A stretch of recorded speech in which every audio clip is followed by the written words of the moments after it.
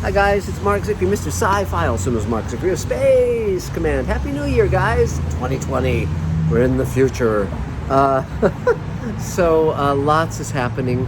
We're building the futuristic car, we're building the alien spaceship, we're building the creatures, lots, Space Command, and also doing the 6 pilots for the Showrunners Network. Our studio is open. We're going to be having all sorts of stuff happening. Lots to tell you about soon. But right now, I just wanted to talk about, for a moment, about the movie Underwater, which I saw yesterday. Now, I'm a huge fan of Alien, and I'm a huge fan of The Abyss, which, if you've never seen the director's cut of that film, I urge you to go out and see it. It's a wonderful film. And this is sort of like if those two films had a car wreck, and this would be the film that would emerge. But I really enjoyed it. It's not original. It's not adding anything to the canon particularly, but it's just a lot of fun. It's a lot of fun. Kristen Stewart stars in it.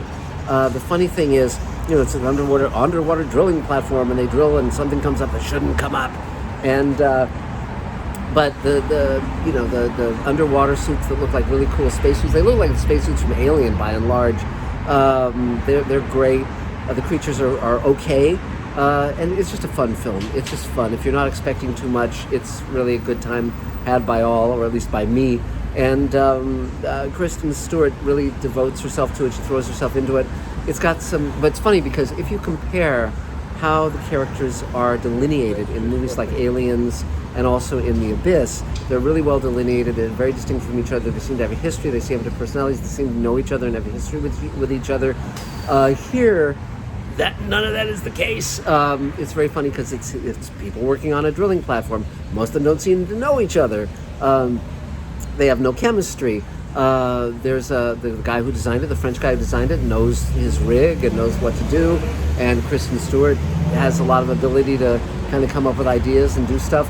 Everyone else, it's like they woke up that day on the platform and said, how did I get here? They've never been in underwater suits. They've never had thought one about how to survive. It's just loopy, but Kristen Stewart is really fun, and she looks really good with short hair, and she's running around in various stages of undress, and her little underwater underwear, and it's fun. It's just a fun, goofy movie. It's I like underwater science fiction films, and there aren't very many good ones, frankly. Sphere was not good enough. The novel's better. Even the novel's pretty funky, by Michael Crichton. You've Deep Star 6. There's various movies. Most of them not very good. The Abyss is the best of the lot.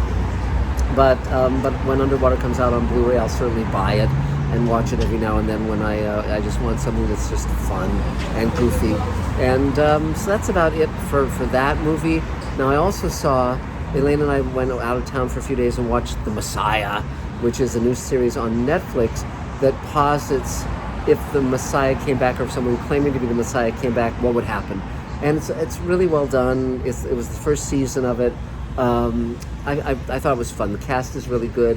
It takes place in the Middle East and in various points around the world, including the United States. And the actor who plays the Messiah is very, very well cast. We don't know if he's a terrorist with an agenda or Jesus come back or what the hell.